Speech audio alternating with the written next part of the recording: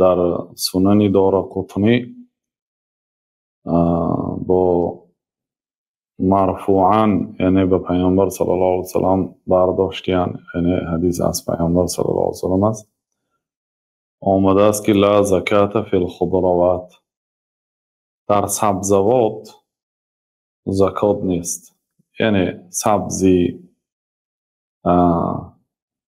کارتوشکا، پیاز، تربوز، خربوزه، در اینا زکات نیست.